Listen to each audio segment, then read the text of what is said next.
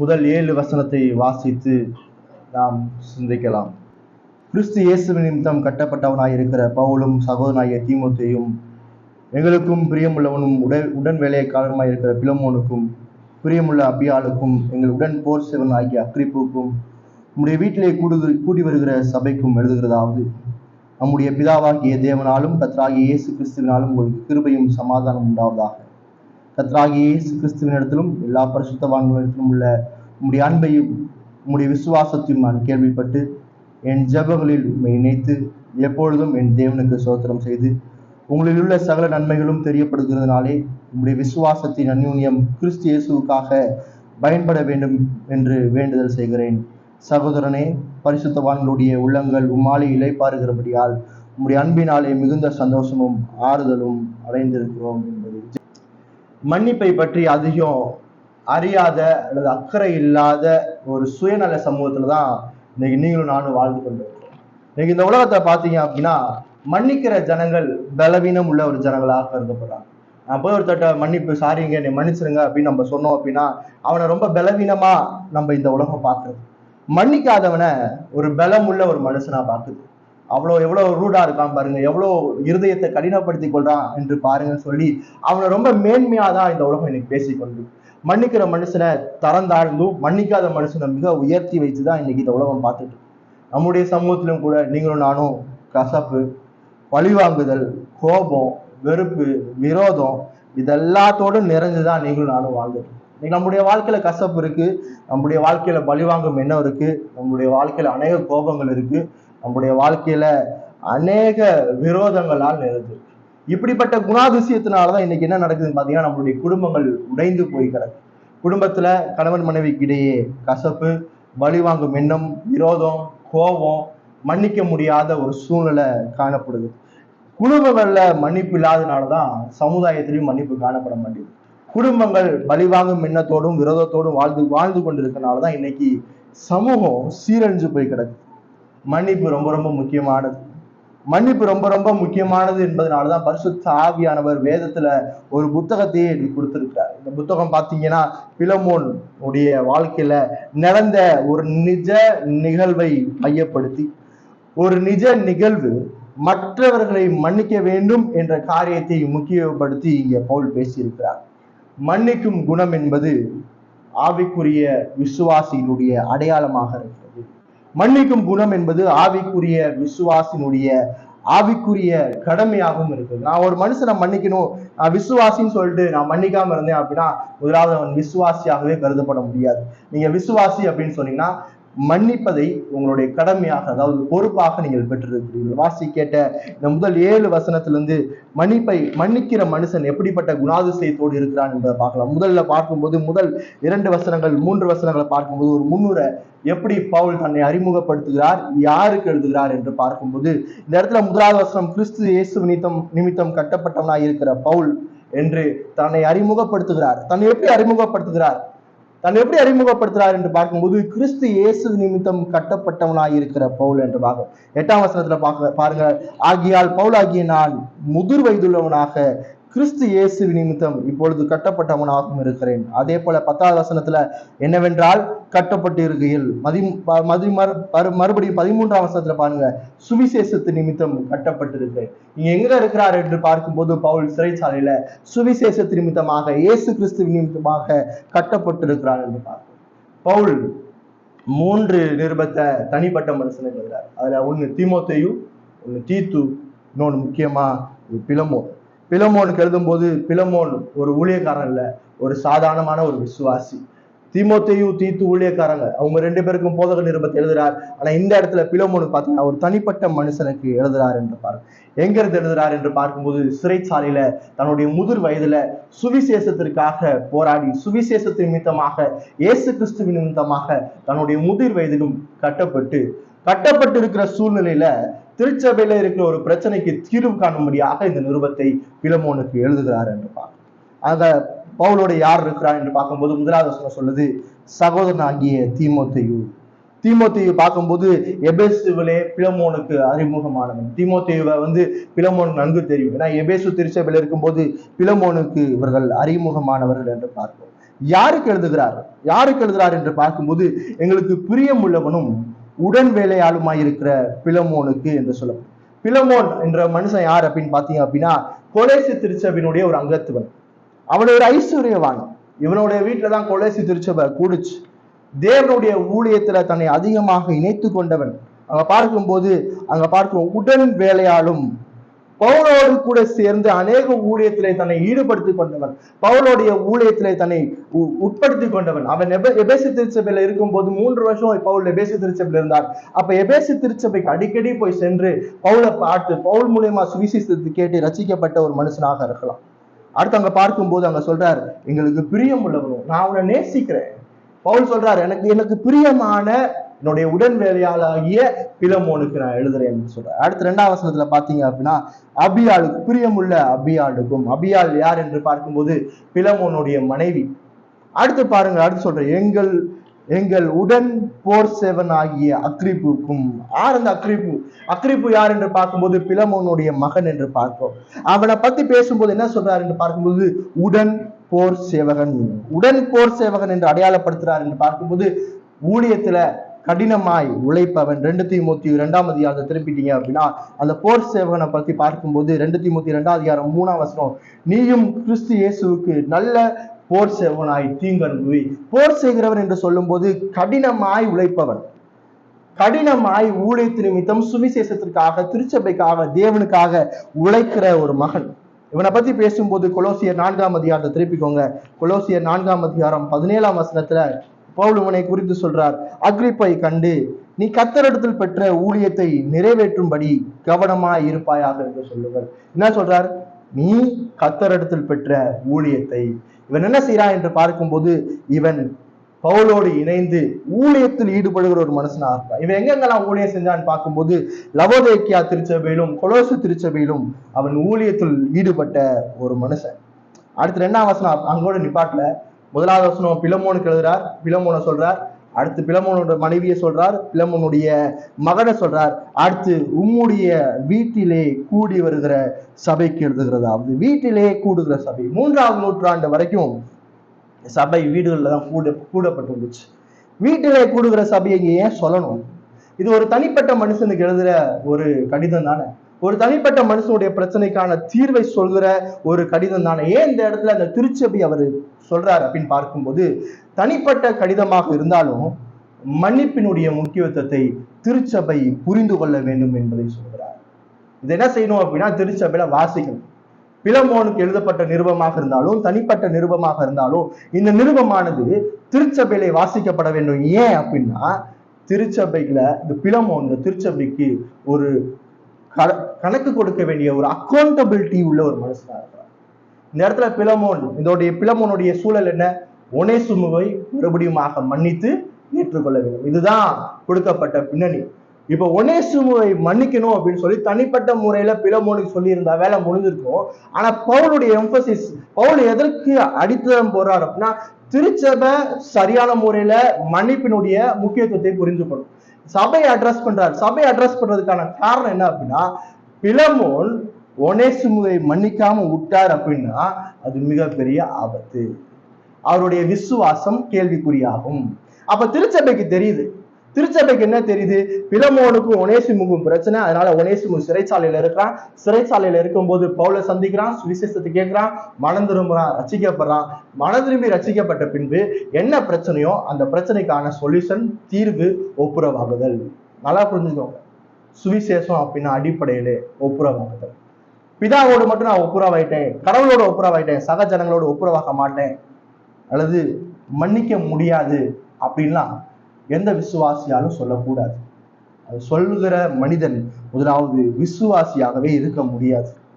மன்னிக்க முடியாது, என்னையெல்லாம் அவங்கள மன்னிக்க முடியாது சார், நான் எதுக்கு அவங்கள மன்னிக்கணும் அப்படின்னு ஒரு எண்ணம் இருந்துச்சு அப்படின்னா அது விசுவாசி என்ற அடையாளமே இல்லாத ஒரு மனுஷன். அது முதல் விசுவாசி இல்லை.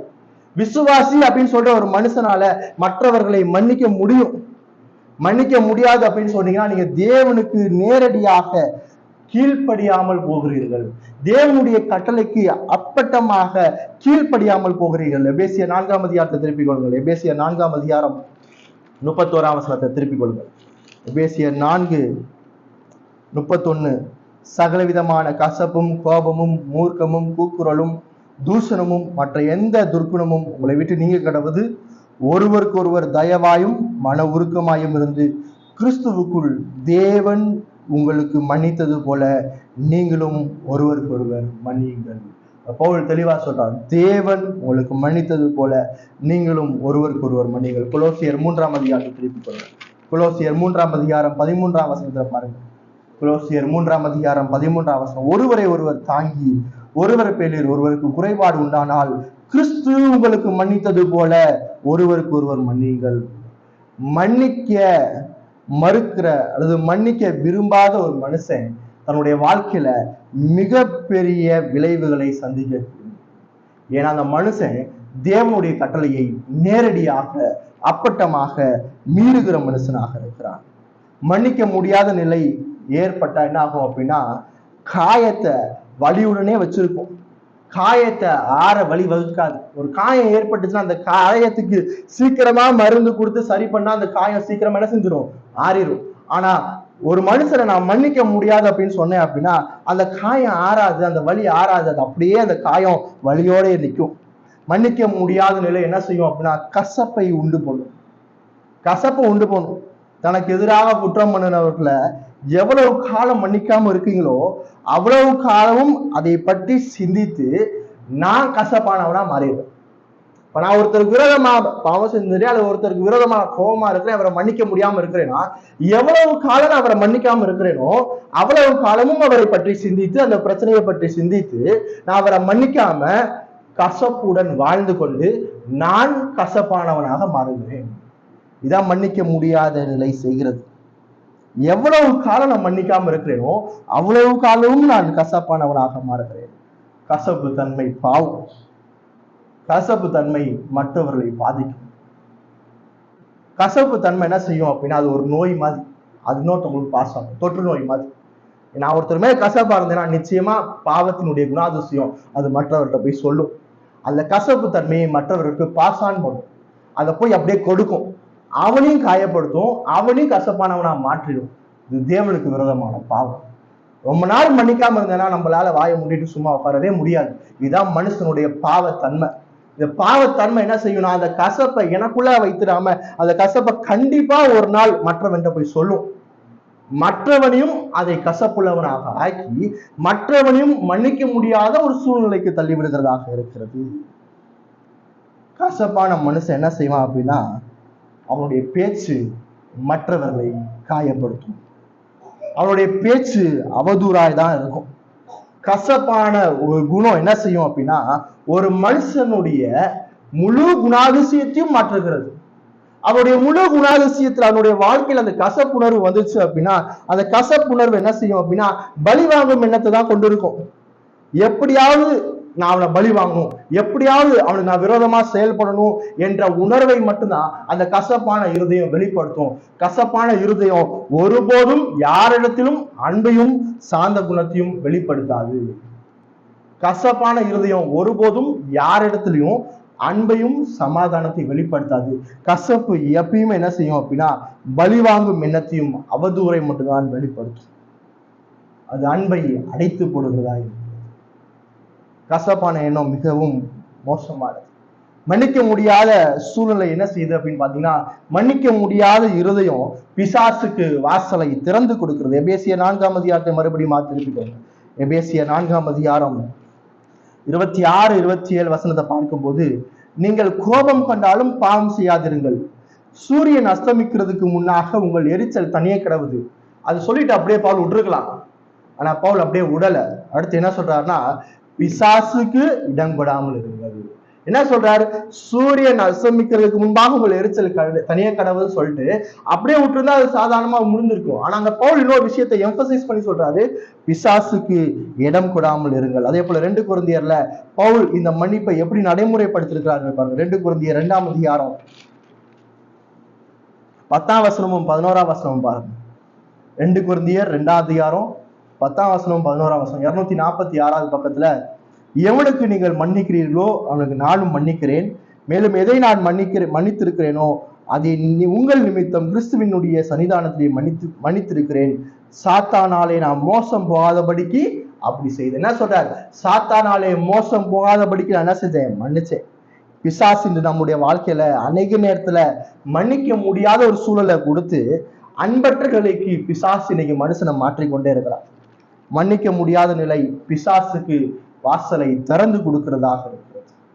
மன்னிக்க முடியாத நிலை, நீங்க யாரையாச்சும் மன்னிக்கல அப்படின்னா உங்களுடைய இருதய கதவை பிசாசுக்கு திறந்து வச்சிருக்கீங்க. பிசாசு அந்த கோபத்தை நல்லா வலுப்படுத்துவான், கசப்பான உணர்வை கொடுப்பான், பழிவாங்கும் என்ற உணர்வை கொடுப்பான். அன்பையும் சாந்தத்தையும் சமாதானத்தையும் ஒருபோதும் பிசாசால் என்ன செய்ய முடியாது? கொடுக்க முடியாது. அவன் தேவனுடைய ஆவிக்குரிய குணாதிசயத்துக்கு தடையாக உங்களுடைய இருதயத்தை அவனுடைய ராஜ்யத்து பக்கமாக இழுக்கிறான். அடுத்து பாத்தீங்கன்னா, மன்னிக்க முடியாத நிலை தேவனுடைய உறவை தடை செய்கிறது. மன்னிக்க முடியாத நிலை தேவனுடைய உறவை தடை செய்கிறது. மத்தேயு 6ஆம் அதிகாரத்தை திருப்பிக் கொள்ளுங்க. மத்தேயு 6ஆம் அதிகாரம் 14-15 வசனத்தை நம்ம வாசிக்கலாம். புதிய ஏற்பாட்டுல 9வது பக்கம், மத்தேயு 6ஆம் அதிகாரம் 14-15 வசனங்கள். மனுஷனுடைய தப்பிதங்களை நீங்கள் அவர்களுக்கு மன்னித்தால் உங்கள் பரமபிதா உங்களுக்கு மன்னிப்பார். மனுஷனுடைய தப்பிதங்களை நீங்கள் அவர்களுக்கு மன்னியாதிருந்தால் உங்கள் பிதா உங்கள் தப்பிதங்களையும் மன்னியாதிருப்பார். நீங்க மற்றவங்களை மன்னிக்கல அப்படின்னா தேவன் உங்களை மன்னிக்க மாட்டார். மன்னிக்காத மனுஷன் தேவனோடு ஐக்கியப்பட முடியாது. தேவனோடு மன்னிப்பை பெறாமல் தேவனோடு ஒருபோதும் என்ன செய்ய முடியாது? ஐக்கியப்பட முடியாது. அப்ப நான் மனுஷனை மன்னிக்கல அப்படின்னா தேவன் ஒருபோதும் என்னை மன்னிக்க மாட்டார். தேவன் மன்னிக்காத மனுஷன் ஒருபோதும் தேவனோடு ஐக்கியப்பட முடியாது. அப்ப மன்னிக்காத ஒரு இருதயம் எவ்வளவு ஆபத்தான ஒரு இருதயம் என்று பாருங்க. முதலாவது, மன்னிக்காத இருதயம் தேவனுடைய கட்டளைக்கு வம்படியா நான் கீழ்ப்படிய மாட்டேன் என்று தைரியமாக இருக்கிறது. அடுத்து, மன்னிக்க முடியாத இருதயம் கசப்பை கொடுக்கிறது. மன்னிக்க முடியாத இருதயம் பிசாசுக்கு வாசலை திறந்து வைக்கிறது. அடுத்து, மன்னிக்க முடியாத இருதயம் தேவனோடு ஒருபோதும் ஐக்கியப்படாது. அதனாலதான் பவுல் பரிசுத்த ஆவியானவருடைய உதவியோடு மன்னிப்பு எவ்வளவு முக்கியமானது என்பதை ஒரு புத்தகத்துல எழுதி கொடுத்திருக்கிறார். மன்னிக்கிற மனுஷனுடைய குணாதிசயம் எப்படி இருக்கும்? மன்னிக்கிற மனுஷனுடைய குணாதிசயம் எப்படி இருக்கும் அப்படின்றதான் நம்ம 4ஆம் வசனத்திலிருந்து 7ஆம் வசனம் வரைக்கும் நம்ம பார்க்கிறோம். பிலமோன் 4ஆம் வசனத்திலிருந்து பார்க்கும்போது, முதலாவது மன்னிக்கிற மனுஷனுடைய குணாதிசயம் எப்படி இருக்கும்? 4ஆம் வசனத்தை பார்க்கும்போது, கர்த்தராகிய இயேசு கிறிஸ்துவின் இடத்தில் உம்முடைய விசுவாசத்தை நான் கேள்விப்பட்டு. முதலாவது, கர்த்தராகிய இயேசு கிறிஸ்துவின் மீது விசுவாசம் கொண்ட ஒரு மனுஷன். மன்னிக்கிற மனுஷன் யார் அப்படின்னு பாத்தீங்க அப்படின்னா, கர்த்தராகிய இயேசு கிறிஸ்துவின் இடத்தில் விசுவாசம் கொண்ட மனுஷன். பவுல் பிலமோனை குறிச்சு பெருமையா பேசி தன்னுடைய காரியத்தை சாதிக்கணும்னு சொல்லி இதை எழுதல.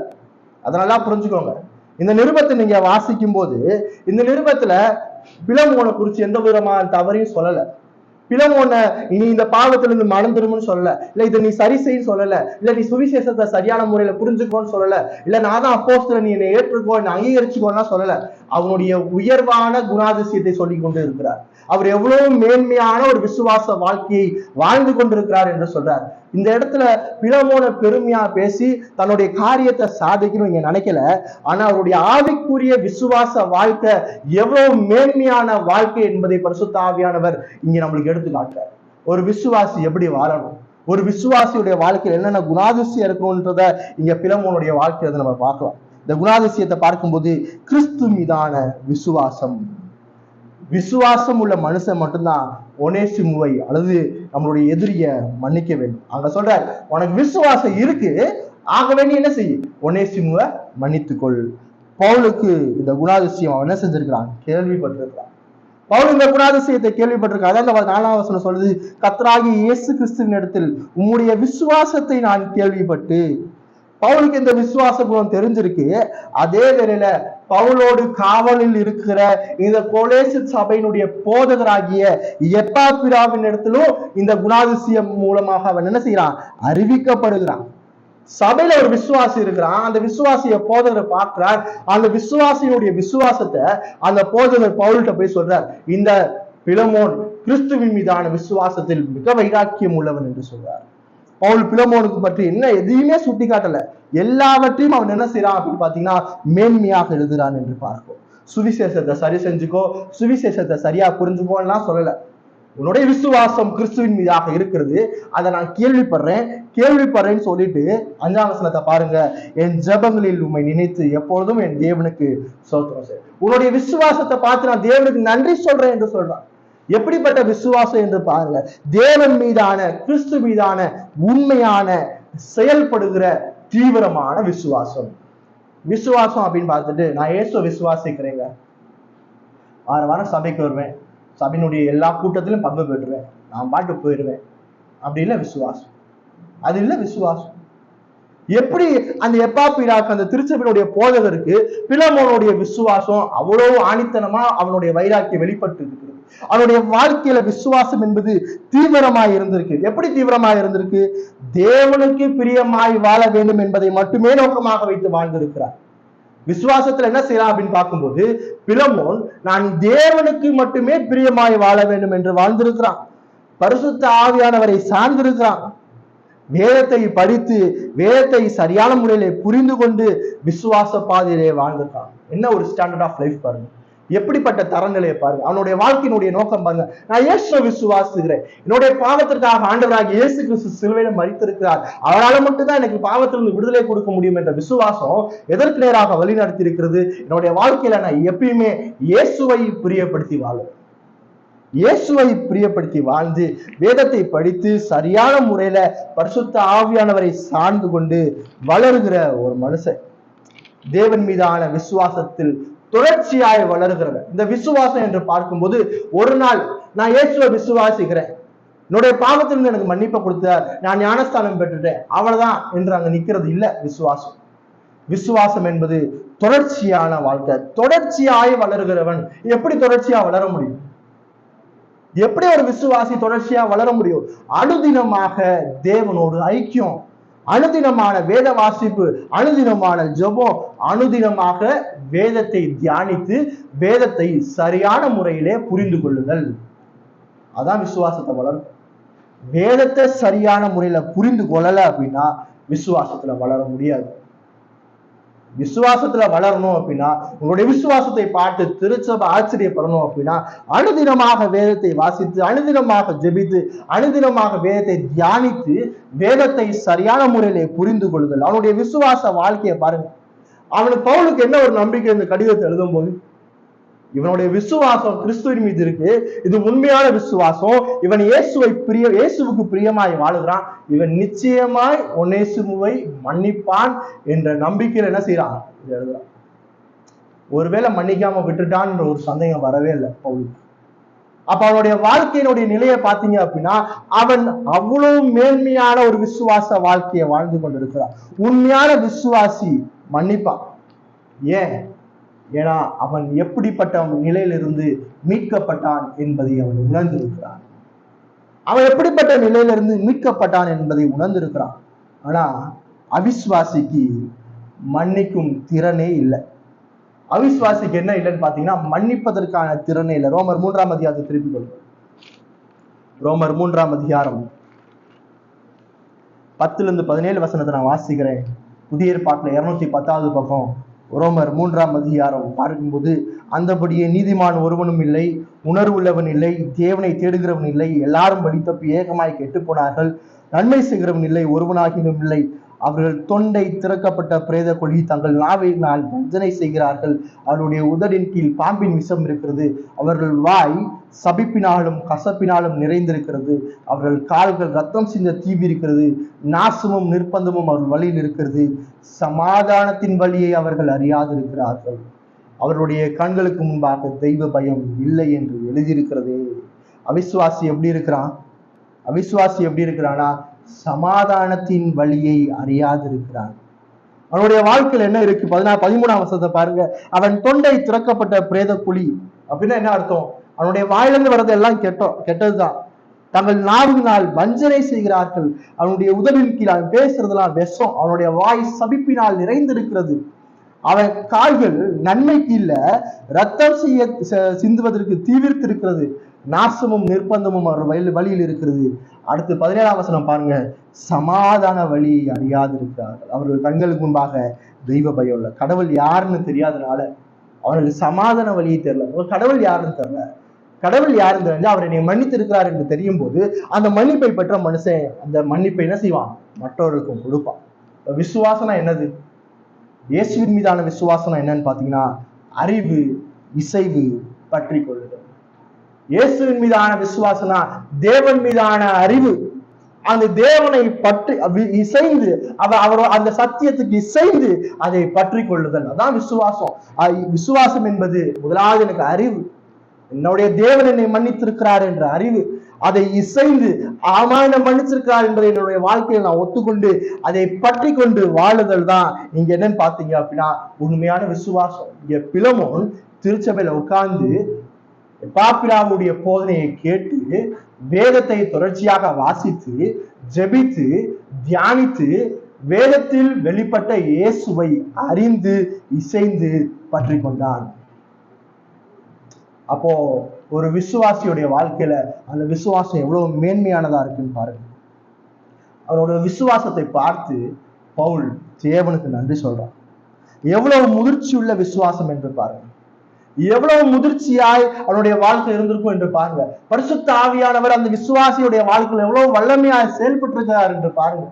இன்னைக்கு நிறைய நேரத்துல நம்ம என்ன சொல்றோம், ரட்சிக்கப்பட்டீங்க, ஒரு சில நேரத்துல நம்ம பாவம் செய்யணும், நானும் மனுஷன் தானே. ஒரு விஷயத்தை என்ன மறக்கிறீங்கன்னா, உங்களுடைய இருதயத்துல பரிசுத்த ஆவியான தேவன் இருக்கிறார், அவர் வல்லமையான தேவன் என்பதை மறக்கிறீங்க. பிலமோனுடைய இருதயத்துல எந்த பரிசுத்த ஆவியானவர் இருந்தாரோ அதே பரிசுத்த ஆவியானவர் தான் இன்னைக்கு உண்மையான விசுவாசியினுடைய இருதயத்துல இருக்கிறார். பிலமோனுடைய வாழ்க்கையில் எவ்வளவு வல்லமையாய் செயல்பட்டாரோ அதே போல வல்லமையாய் உங்களுடைய வாழ்க்கையில செயல்பட முடியும். அவர் உங்களுடைய வாழ்க்கையிலும் செயல்படுவார். பரிசுத்த ஆவியானவருடைய வாழ்க்கை இல்ல, அவருடைய வாழ்க்கையில செயல்படல அப்படின்னு சொன்னீங்கன்னா நீங்க முதல் விசுவாசி இல்ல.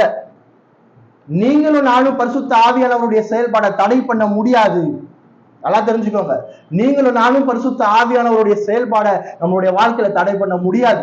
உங்களுடைய வாழ்க்கையில பரிசுத்த ஆவியானவர் இல்ல, அதனாலதான் மன்னிக்க முடியல. உங்களுடைய வாழ்க்கையில பரிசுத்த ஆவியானவர் இல்ல, அதனால விசுவாசிக்க முடியல. உங்களுடைய வாழ்க்கையில பரிசுத்த ஆவியானவர் இல்ல, அதான் விசுவாசம் தீவிரமா இல்ல.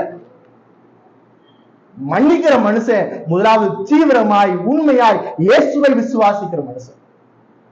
இன்னைக்கு கிறிஸ்தவர்கள் மத்தியில திருச்சபைகள்ல விசுவாசிகள் மத்தியில அவ்வளவு சண்டை, அவ்வளவு கசப்பு, அவ்வளவு பலி வாங்கும் எண்ணம். ஏன்னா திருச்சபையில இருக்கிற யாரும் விசுவாசி இல்ல. அதான் உண்மை. வேதத்துல தெளிவா சொல்லியிருக்கு, பரிசுத்த ஆவியானவர் வல்லமையாய் மனிதனுடைய இருதயத்துல செயல்படுகிறார். கல்லான இருதயத்தை உடைத்து சதையாக மாற்றுகிற வல்லமை கொண்ட பரிசுத்த ஆவியானவர் உங்களுடைய இருதயத்துல செயல்பட மாட்டார் எப்படி நீங்க சொல்ல முடியும்? பரிசுத்த ஆவியானவரை குறித்து குறைத்து மதிப்பிடாது. பிதாவானவர் எப்படிப்பட்டவரோ குமாரானவர் எப்படிப்பட்டவரோ அதே போலதான் பரிசுத்த ஆவியான தேவன். பிதாவானவர் எவ்வளவு வல்லமை உள்ளவரோ குமாரனானவர் எவ்வளவு வல்லமை உள்ளவரோ அதே போலதான் பரிசுத்த ஆவியான தேவனும் வல்லமையான தேவன்.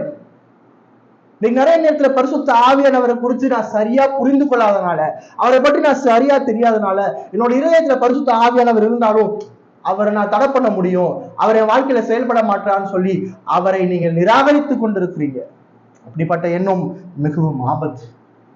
அப்படிப்பட்ட எண்ணம் விசுவாசத்துல வளர செய்யாது. அப்படிப்பட்ட எண்ணம் கிறிஸ்தவ குணாதிசயத்தை வெளிப்படுத்தாது. அப்படிப்பட்ட எண்ணம் உண்மையான விசுவாசின் எண்ணம் அல்ல. ஒவ்வொரு விசுவாசியும் தேவன் மீதான, அதாவது திரியேக தேவன் மீதான உயர்வான சிந்தனை கொண்டவன். ஒவ்வொரு உண்மையான விசுவாசியும் திரியேக தேவன் மீதான, அதாவது பிதா குமாரன் பரிசுத்த ஆவியான இந்த மூன்று தேவன் மீதான தெளிவான உயர்வான பார்வை கொண்டவர். அப்படிதான் இந்த பிலமோன் திருச்சபையில வாழ்றான். அப்படிதான் பிலமோன் இந்த திருச்சபையில வாழ்றான். அதை பவுல் பார்த்து அது பரிசுத்த ஆவியானவர் அங்கீகரித்து வேதத்துல சொல்லியிருக்கிறார், உன்னுடைய விசுவாசத்தை குறித்து நான் கேள்விப்பட்டு என் தேவனாகிய கர்த்தரை என்ன செய்யறேன். எவ்வளவு மேன்மையான ஒரு வாழ்க்கை பாரு. விசுவாசியோட வாழ்க்கை எப்படி இருக்குன்னு பாரு. உங்களுடைய வாழ்க்கையில உங்களுடைய விசுவாசம் வெளிப்படுதா? உங்களுடைய விசுவாசம் திருச்சபைக்கு தெரியப்படுத்துதா? உங்களுடைய விசுவாசம் தீவிரமானதாய் பரிசுத்த ஆவியானவரை சார்ந்து பரிசுத்த ஆவியானவர் வல்லமையா உங்களுடைய வாழ்க்கையில செயல்படுறாரா? இல்ல அப்படின்னா மறந்துடுங்க. அந்தவரை நான் நிஜமாவே விசுவாசியா, உண்மையா விசுவாசத்துல இருக்கிறேனா, உண்மை விசுவாசிக்கிறேனா என்ற கேள்வி கேளு. முதலாவது மன்னிக்கிற மனிதன் இயேசு கிறிஸ்துவை விசுவாசிக்கிறவன்.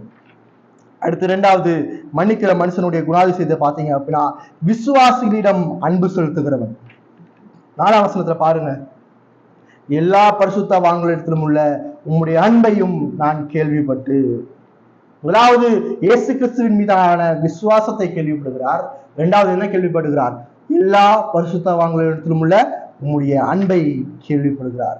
விசுவாசிகளிடம் அன்பு செலுத்துகிற ஒரு மனுஷன். எல்லா பரிசுத்தவான்கள் திருச்சபையில கூடியிருக்கிற விசுவாசிகள் மீது ஆசைப்பட்டு விருப்பப்பட்டு சுயத்தை இழந்து தாழ்மைப்பட்டு அன்பை செலுத்துகிறான். நேசிக்கிறான் அப்படின்னு பார்க்கும்போது, அன்பை செலுத்துறான் அப்படின்னு பார்க்கும்போது, அந்த அன்பு எப்படிப்பட்டதா இருக்குன்னா, விசுவாசிகள் மீது ஆசைப்பட்டு விருப்பப்பட்டு சுயத்தை இழந்து தாழ்மையாய் அவளோடத்துல என்ன செய்யறான்? தன்னுடைய அன்பை வெளிப்படுத்துகிறான். இதான் இயேசு கொடுத்த கட்டளை. யோவான் 13ஆம் அதிகாரத்தை திருப்பிக் கொள்ளுங்க. யோவான் 13ஆம் அதிகாரம் 34-35 வசனத்தை நம்ம பார்ப்போம். யோவான் 13ஆம் அதிகாரம் 34-35.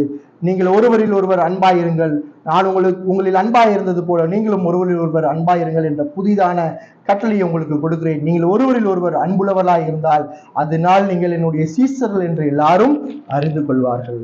எப்போ அறிந்து கொள்வாங்க? நீங்க அன்புள்ளவர்களா இருக்கும் போதுதான். அதே போல கலாத்தியர் 5ஆம் அதிகாரத்தில் இருக்கிறோம். கலாத்தியர் 5ஆம் அதிகாரம் 22ஆம் வசனத்துல ஆவியின் கனியோ அன்பு. விசுவாசியுடைய வாழ்க்கையில அடிப்படையா இருக்க வேண்டிய ஒரு குணாதிசயம், அடிப்படையா இருக்கக்கூடிய ஆவியின் கனி முதலாவது என்னது?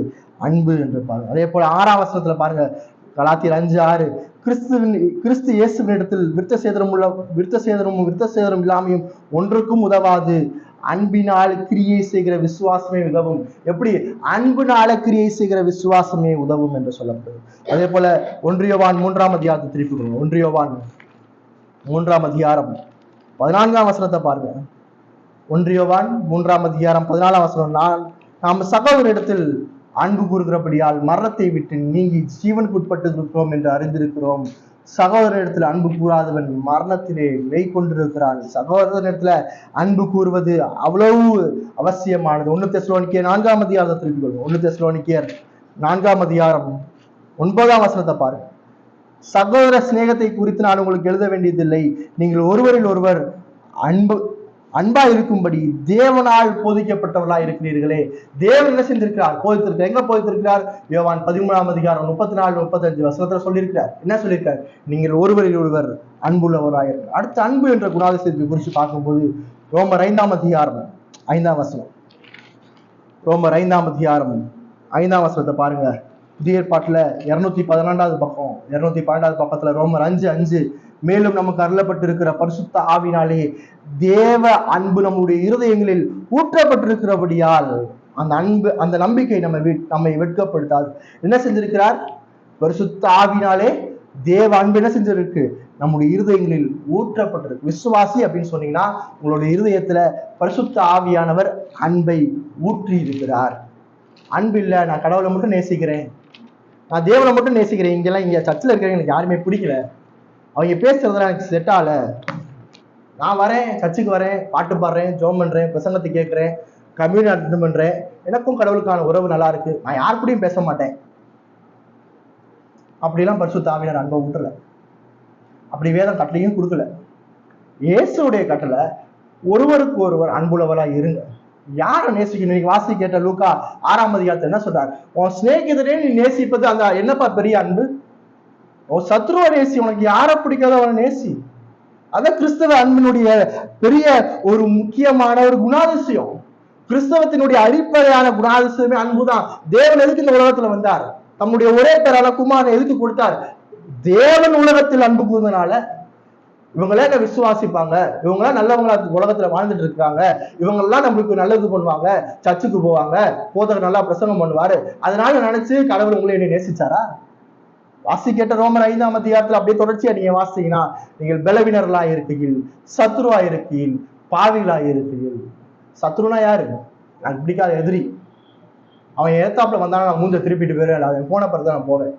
அப்படி நான் தினந்தோறும் இப்ப வரைக்கும் வாழ்ந்து கொண்டிருக்கேன். அப்படிப்பட்ட நிலையில தேவன் உங்களையும் என்னையும் நேசித்தார். பிலமோனுடைய விசுவாசம் உண்மை உள்ளதா இருக்கிறபடியால, பிலமோனுடைய விசுவாசம் வேதபூர்வமா இருக்கிறபடியால வேதபூர்வமான அன்பு அவனுடைய வாழ்க்கையிலே வெளிப்படுகிறது. விசுவாசம் வேதபூர்வமா இருந்துச்சு அப்படின்னா நிச்சயமா அந்த விசுவாசத்தினுடைய வெளிப்பாடு திருச்சபையில இருக்கிற எல்லா விசுவாசிகளும் என்ன செய்வோம்? நேசிப்போம். திருச்சபையில இருக்கிற எல்லா விசுவாசிகளையும் நேசிக்க முடியலன்னா என்னுடைய விசுவாசம் வேதபூர்வமான விசுவாசம் இல்லை. என்னால மற்ற என்னுடைய சக விசுவாசிய அதே இயேசு கிறிஸ்துவ விசுவாசிக்கிறோம், அதே வேதத்தை வாசிக்கிறோம், அதே திருப்பந்தியில நீங்களும் நானும் பங்கு பெறும். ஆனா என்னுடைய சக விசுவாசியை நான் நேசிக்க முடியலன்னா அந்த விசுவாசம் வேதபூர்வமான விசுவாசம் இல்ல, அது போலியான விசுவாசம். இந்த இடத்துல பிலமோனுக்கு பவுல் எழுதும்போது சொல்றார், உன்னுடைய விசுவாசம் வேதபூர்வமா இருக்குது, அதே போல உன்னுடைய அன்பும் வேதபூர்வமா இருக்குது. ஆகவே நீ என்ன செய்வ? ஒனேசிமுவை மன்னித்து ஏற்றுக்கொள்ளுவாய். இன்னைக்கே மன்னிக்க முடியல, இன்னைக்கே வீட்டுல இருக்க புருஷனை மன்னிக்க முடியல, மனைவியை மன்னிக்க முடியல, பிள்ளைகளை மன்னிக்க முடியல, நண்பர்களை மன்னிக்க முடியல அப்படின்னா உண்மையான விசுவாசம் இல்லை. உண்மையான விசுவாசம் இல்லாதனால அன்பு வெளிப்படலை, அன்பு இல்லாதனால மன்னிக்க முடியல. நீங்கதான் காரணம். அடிப்படை சுவிசேஷம். சுவிசேஷத்தை நான் நம்பாதனால, சுவிசேஷத்தை உண்மையான நம்பாதனால, வேதம் போதிக்கிற வேதபூர்வமான சுவிசேஷத்தை நான் நம்பாதனால, அதோடைய சாராம்சத்தை புரிந்து கொள்ளாதனால என்னுடைய வாழ்க்கையில விசுவாசம் இல்ல, அன்பு இல்ல. ஆகவே நான் மன்னிக்க முடியாம தனித்தனியா வாழ்ந்துட்டு இருக்கிறேன். அது இல்ல திருச்சபை, அது இல்ல விசுவாச வாழ்க்கை. சுவிசேஷத்தினுடைய சாராம்சத்தை சரியான முறையில புரிஞ்சுட்டீங்க அப்படின்னா, கிறிஸ்து எப்படி உங்களுக்காக சிலுவையில வந்து மரித்தார் என்பதை புரிஞ்சீங்கன்னா, அந்த விசுவாசம் உங்களுடைய இருதயத்துல இருந்துச்சுன்னா, அந்த அறிவு இசைவு பற்றி கொள்ளுதல் உங்களுடைய இருதயத்துல இருந்துச்சுன்னா, உண்மையான அன்பு நிச்சயமாய் வெளிப்படும். இதுதான் பிலமோனுடைய வாழ்க்கையில வெளிப்பட்டிருக்கு. அதற்கு அந்த திருச்சபையினுடைய போதகர் சாட்சி, அதுக்கு பரிசுத்த ஆவியானவரும் சாட்சி. அதனாலதான் பரிசுத்த ஆவியானவர் அவருடைய வேதத்துல அவருடைய வார்த்தையை கொண்டு இன்னைக்கு நம்ம பேசுறார். இந்த பிலமோன் திருச்சபையினுடைய அங்கத்துவம். இந்த பிலமோனுடைய வாழ்க்கையில தேவன் வல்லமையாய் செயல்பட்டு இருக்கிறார். உண்மையான விசுவாசத்தை கொடுத்திருக்கிறார். உண்மையான விசுவாசம் இல்லாம போலியான அன்பு ரொம்ப நாள் நீடிக்காது. போலியான அன்பு கொஞ்ச நாள் எனக்கு கம்ஃபர்ட் ஜோன் இருக்க வரைக்கும் தான் அது நீடிக்கும். என்னுடைய கம்ஃபர்ட் ஜோன் உடையும் போது அந்த அன்பு உடைஞ்சுக்கும். அன்பு இல்லை அப்படின்னா பார்க்க வேண்டியது என்னுடைய விசுவாசத்தை, சுவிசேஷத்தை சரியா புரிஞ்சிருக்கிறேன். நான் நிஜமாவே ரசிக்கப்பட்டிருக்கேன். மூணாவது, மன்னிக்கிற மனுஷனுடைய குணாதிசயம் எப்படி இருக்கும் அப்படின்னா, 6ஆம் வசனத்தை பாருங்க. பிலமோன் 6ஆம் வசனம், சக விசுவாசியோடு ஐக்கியப்படுகிற மனிதன். உங்களுடைய விசுவாசத்தின் அந்யூன்யம் கிறிஸ்துவுக்காக பயன்பட வேண்டும். விசுவாசத்தின் அந்யூன்யம், உண்மையான விசுவாசமும் அன்பும் ஐக்கியத்தில் வெளிப்படும். சபை என்று பார்க்கும்போது சபைனா என்னது? தேவனுடைய சரீரம். தேவனுடைய சரீரம் அப்படின்னா தலையோடு இணைக்கப்பட்டிருக்கிற ஒவ்வொரு அங்கங்கள். இப்ப திருச்சபை என்று பார்க்கும்போது திருச்சபை தேவனுடைய சரீரம். திருச்சபைக்குள்ள எந்த அங்கமும் தலையோடு இல்லாமல் தனியா இருக்க முடியாது. இந்த கட்டவிரல் இருக்கு, இந்த கட்டவிரலை வெட்டி தனியா வச்சோம் அப்படின்னா இந்த கட்டவிரல் என்ன செய்யும்? செத்து போயிடும். அது பார்க்க எப்படி இருக்கும்? பயங்கரமா இருக்கும், பயமா இருக்கும், அருவருப்பா இருக்கும். இன்னைக்கு சக விசுவாசியோடு ஐக்கியப்படாத மனுஷனும் பயங்கரமா அருவருப்பா பயமுள்ளவனாக. திருச்சபையை சரியா புரிஞ்சுக்கொள்ளும். திருச்சபை என்பது தேவனுடைய சரீரம். திருச்சபையில யாரும் தனித்தனியாக வாழ முடியாது. நான் வரேன், இன்னைக்கு சர்ச்சை கிளீன் பண்ணிட்டு நான் இந்த வேலையை பார்த்து நான் போயிடுறேன், நாளைக்கு இந்த ஊழியத்துக்கு நான் வந்துடுறேன், வேற யாரும் வேணாம், நான் இந்த ஊழியத்துக்காக எதுக்காக தனித்தனியா நான் வந்து வேலை பார்க்கிறேன். நோ, அது இல்ல திருச்சபை. திருச்சபை என்பது இணைந்து, தேவனுடைய சரீரத்தில் இணைந்து. எனக்கு யார் மீதும் கரிசனை இல்லை. திருச்சபையில எனக்கு யார் மீதும் கரிசனை இல்லாம வாழ முடியாது.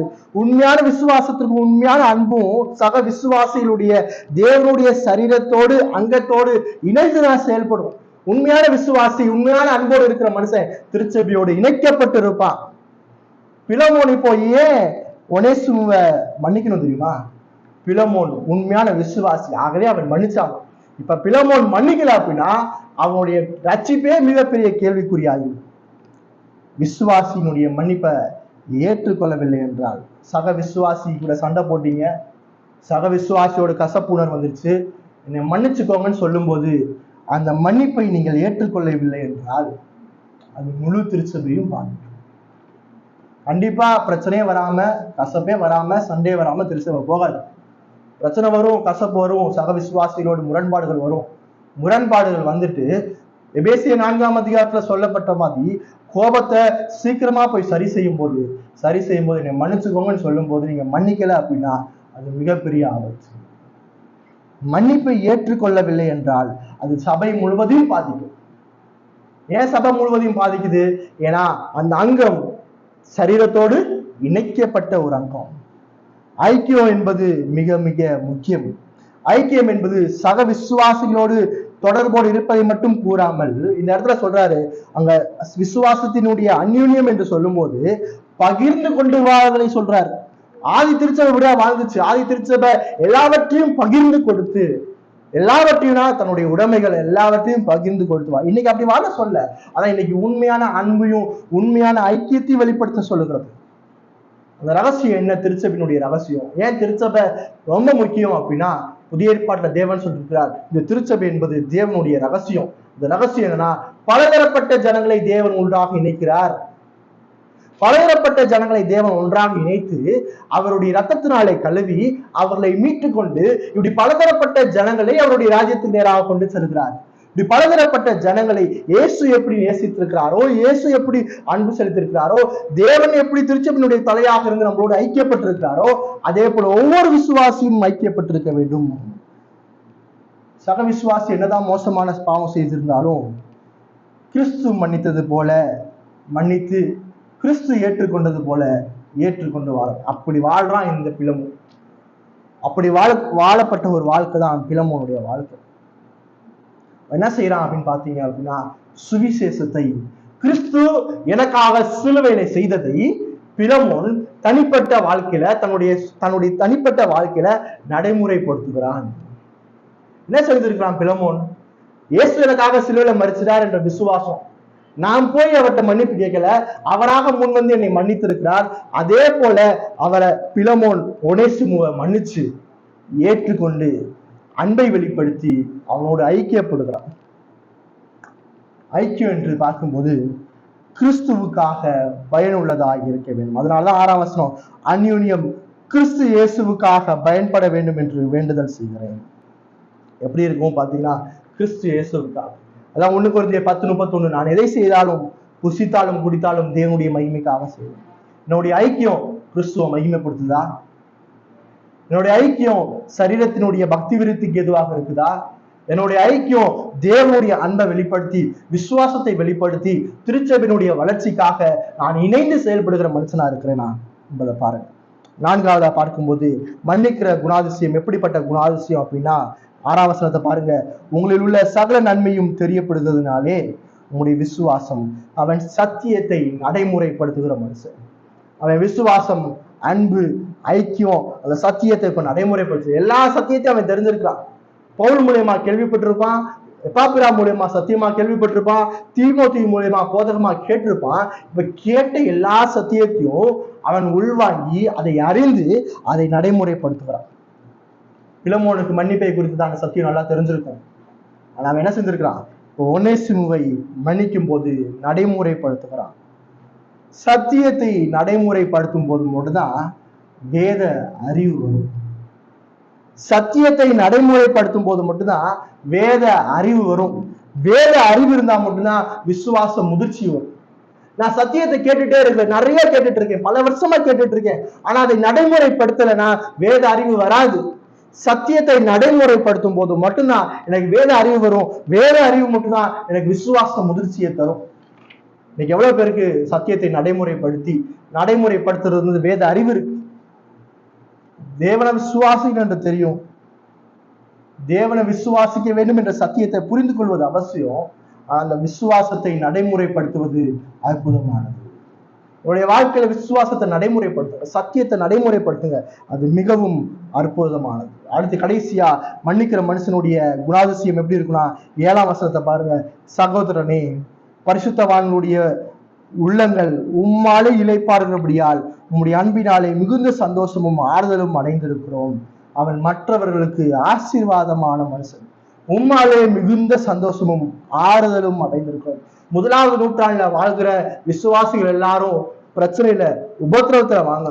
1ஆம் நூற்றாண்டுல இருந்து எல்லாரும் எப்படிப்பட்ட மனுஷன் பாத்தீங்கன்னா, அடிமைகள், ரோமர்களுக்கு அடிமைகளாக வாழ்ந்துட்டு இருந்தாங்க. எஜமான்கள் இருந்தாங்க, வேலைக்காரங்க இருந்தாங்க.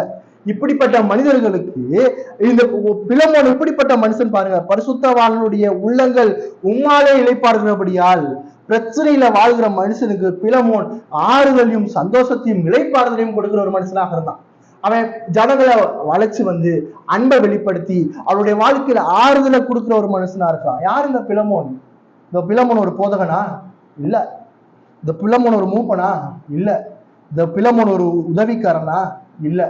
இந்த பிலமோன் திருச்சபையில் உள்ள சாதாரணமான விசுவாசி.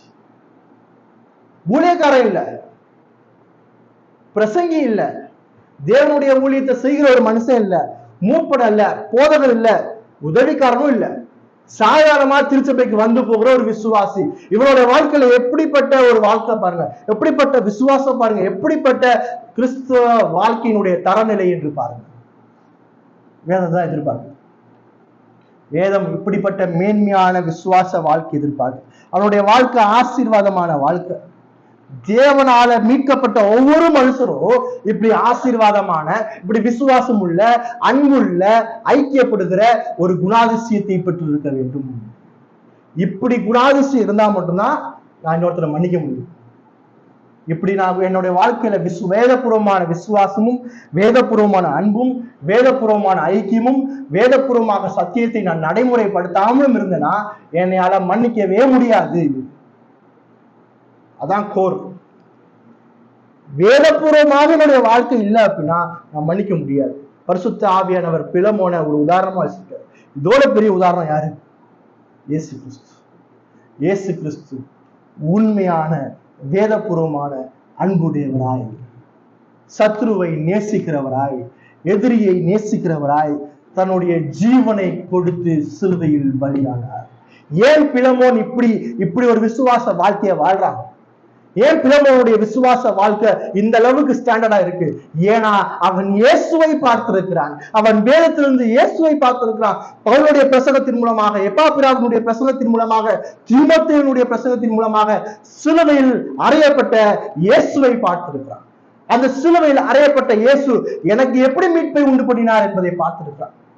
அவருடைய விசுவாசத்தை, அவருடைய அன்பை பார்த்திருக்கிறான், அவருடைய ஐக்கியத்தை பார்த்திருக்கான். அவர் எப்படி பாவிகளை ஏற்றுக்கொண்டார் என்பதை பார்த்திருக்கான். எவ்வளவு மோசமான பாவியை மன்னிக்கிறார் என்பதை பார்த்திருக்கிறான். அதை அவன் தன்னுடைய வாழ்க்கையில் அனுபவித்திருக்கிறான். அவன் எவ்வளவு மோசமான பாவியா இருந்திருப்பான். அவனையே இயேசு ஏற்றுக்கொண்டிருக்க நாமே மற்றவர்கள் ஏற்றுக்கொள்ள என்ற ஒரு சிந்தனையை கொண்டிருப்பான். அதே சிந்தனை தான் நீங்களும் நானும் நல்லவன்லாம் கிடையாது. உங்களுடைய உள்ளான இதயத்தில் யோசிச்சு பாருங்க, எவ்வளவு மோசமான சிந்தனை கொண்டவர்கள், எவ்வளவு மோசமான பாவிகள். உங்களையே தேவன் மன்னித்திருக்க நீங்க ஏன் மற்றவங்களை மன்னிக்க கூடாது? மன்னிக்கல அப்படின்னா அடிப்படையிலே உங்களுடைய ரட்சிப்பு கேள்வி. திருவிருந்துல பங்கு பெற போறோம், தேவனுடைய பந்தியில பங்கு பெற போறோம். தேவனுடைய பந்தி எதை ஞாபகப்படுத்துது அப்படின்னா, கிறிஸ்து எனக்காக சிலுவையிலே மரித்து என்னை மன்னித்திருக்கிறார். திருவிருந்துல பங்கு பெறுவது என்பது அவர் ஏதோ எல்லாருக்கும் நல்லது செய்ததுக்காக இல்லை, என்னுடைய பாவத்தை மன்னிக்க. நான் போய் ஆண்டவரே என்னை மன்னிங்க அப்படின்னா, சரி இரு உன்னை நான் எப்படி மன்னிக்கிறேன்னு யோசிச்சுட்டு ஒரு பிளானோட வரேன்னுலாம் வரல. நான் ஒருபோதும் அவர்கிட்ட மன்னிப்பு கேட்கல, அவரை தேடி நான் போகவே இல்லை. ஆனா தொடர்ச்சியா அவருக்கு எதிராகப்பட்டு தான் நான் வாழ்ந்து கொண்டிருக்கிறேன். நான் தொடர்ச்சியா அவருக்கு எதிராக வாழ்ந்து கொண்டிருக்க போதிலும் அவர் என்னை தேடி வந்து எனக்காக தன்னுடைய ஜீவனை கொடுத்தார். சாக முடியாத தேவன் உங்களுக்காக எனக்காக மரித்தார். உங்களுக்காக எனக்காக உங்களுடைய என்னுடைய பாவத்தை அவர் சுமந்தார். உங்களுடைய என்னுடைய பாவத்தை அவர் சுமந்து பிதாவினுடைய நித்திய கோபத்தை தன் மீது ஊற்றினார். பிதாவுடைய கோபத்தை ஊற்றும் போது அவருடைய கோபத்தை முற்றிலுமாக தன் மீது சுமந்து கொண்டார். அடிபட்டார். ஏசாயால பாருங்க, அவர் உங்களுக்காக நொறுக்கப்பட்டார், வாதிக்கப்பட்டார், அடிபட்டார். எப்போ? ஆண்டவரே நான் மன்னிச்சிருங்கன்னு சொல்லும் போதா? நான் எதுவுமே சொல்லாம நான் என்னுடைய பாவத்துல செத்து இருக்கும் போது, என்னுடைய பாவத்தை நான் மனசும் மானசும் விரும்பினபடி செய்து கொண்டிருக்கும் போது அவர் என்னை மன்னித்திருக்கிறார். எவ்வளவு மேன்மையான மன்னிப்பு தெரியுமா? நித்திய பிதா நித்திய குமாரனை காலத்துக்குட்பட்டு இந்த உலகத்தில் அனுப்பி காலத்துக்குட்பட்ட ஒரு மனிதனை போல அவர் வாழ்ந்து சிலுவையில் மறிக்க செய்தார். மேன்மையை விட்டு இறங்கி தன்னைத்தானே தாழ்த்தி மனுஷ சாயலாகி அடிமையின் ரூபம் எடுத்து தம்மை சிலுவையில் நிர்வாணமாக கொடுத்தார். இவ்வளவு மேன்மையான மன்னிப்பை பெற்ற நீங்கள் நானும் இந்த சத்தியத்தை உண்மையா விசுவாசிக்கிற நீங்கள் வாங்க. உண்மையான விசுவாசியா இருந்தீங்க அப்படின்னா நிச்சயமாய் மற்றவர்களை மன்னிக்கிறார். பேசிய 4ஆம் அதிகாரத்தை கடைசியா ஒரு தடவை வாசிச்சு முடிக்காம பேசிய 4ஆம் அதிகாரத்தை திருப்பிக் கொள்ளுங்கள். 4ஆம் அதிகாரம் 31-32 வசனத்தை வாசிக்கலாம். சகல விதமான கசப்பும் கோபமும் மூர்க்கமும் கூக்குரலும் தூசணமும் மற்ற எந்த துர்க்குணமும் உங்களை விட்டு நீங்க கடவுது. ஒருவருக்கொருவர் தயவாயும் மன உருக்கமாயும் இருந்து கிறிஸ்துவுக்குள் தேவன் உங்களை மன்னித்தது போல நீங்களும் ஒருவருக்கொருவர் மனம் திரும்புங்க. என்னுடைய வாழ்க்கையில் என்னுடைய இருதயம் மன்னிக்க முடியாத சூழல்ல காணப்படுது. மன்னிக்க முடியாத இருதயமா இருக்கு. உம்மிடத்துல நான் மன்னிப்பை பெற்றேன்னு சொல்லிட்டு இன்னைக்கு நிறைய பேரை நான் மன்னிக்காம, சக விசுவாசியை மன்னிக்காம, கணவனை மன்னிக்காம, மனைவியை மன்னிக்காம, பிள்ளைகளை மன்னிக்காம, திருச்சபைக்குள்ள இருக்கிறவர்களை மன்னிக்காம வாழ்ந்து கொண்டு இருக்கிறேன். ஆண்டவரே என்னுடைய பாவத்தை மன்னிங்கன்னு சொல்லுங்க. ஏன்னா இப்படிப்பட்ட பாவத்திற்கும் இயேசு கிறிஸ்து சிலுவையிலே மரித்திருக்கிறார். அவர் சிலுவையில சிந்தின ரத்தம் இப்போ இந்த நொடி வரைக்கும் வல்லமை உள்ளதாக இருக்கிறது. அவருடைய ரத்தம் உங்களுடைய சகல பாவங்களை நீக்கி உங்களை சுத்திகரிக்கிறதாக இருக்கிறது. அவர் மேற்குக்கும் கிழக்குக்கும் எவ்வளவு தூரமோ அவ்வளவு தூரமாய் உங்களுடைய பாவத்தை அகற்றி இருக்கிறார். இதெல்லாம் எப்படி சொல்லியிருக்கிறார்னா வேதத்துல சும்மா ஒரு ஸ்டேட்மெண்டா சொல்லல, இது வாக்குத்தத்தமாக சொல்லியிருக்கிறார். இது சாதாரணமா ஒரு ஸ்டேட்மெண்டா சொல்ல, இயேசு உங்களுடைய பாவத்தை மன்னிச்சிருக்கிறார், இயேசு மேற்கு கிழக்குக்கு எவ்வளவு தூரமோ கடலினுடைய ஆழத்துல போட்டிருக்கேன்னு சும்மா சாதாரணமான ஒரு வாக்கியமா சொல்லாம வாக்குறுதிகளாக கொடுத்திருக்கிறார். வாக்குறுதி நிச்சயமாக நிறைவேற்றப்படும். அதனாலதான் சொல்றார், உண்மையா உங்களுடைய பாவத்தை அறிக்கையிடும் போது அவர் உங்களுடைய பாவத்தை நீக்கி உங்களை நீதியாய் உங்களை மன்னிக்கிறார். இது வாக்குறுதி.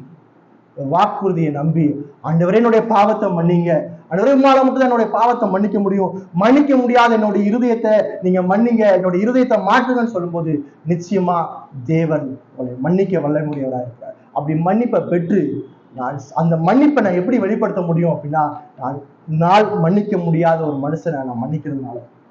இந்த இடத்துல பிலமோன் ஒனேசு என்ற ஒரு அடிமையை எப்படி மன்னிக்கிறான் அப்படின்னு பாத்தீங்கன்னா, சரி பவுல் சொல்லிட்டாரு உன்னை மன்னிச்சிட்டேன் திரும்பி வேலையை பாரு அப்படி சொல்ல, அவனை தன்னுடைய சகோதரனை போல அங்க உறவின் நிலை மாற்றப்பட்டிருக்கிறது. எப்படி மாற்றப்பட்டிருக்கிறது? அவன் இதுவரைக்கும் அடிமையா இருந்தான், இனிமேட்டு யாரு? சகோதரன். சகோதரன் என்ன அப்படின்னா ஒரே பந்தியில உட்காந்து சாப்பிடலாம். கிறிஸ்து இன்னைக்கு உங்களுக்கு எனக்கும் அவ்வளவு ஒரே பந்தியை நியமித்திருக்கிறார். அவருடைய திருப்பந்தியை நியமித்திருக்கிறார். ஏன்னா அவர் என்னை மன்னித்து எதிரியை பிள்ளையாக ஏற்றிருக்கிறார். இப்படிப்பட்ட சிந்தனையோடு திருவிழா பங்கு பெறுவோம். தேவன் தாம் இந்த வசனங்களை ஆசீர்வதிப்பாராக. ஆமென்.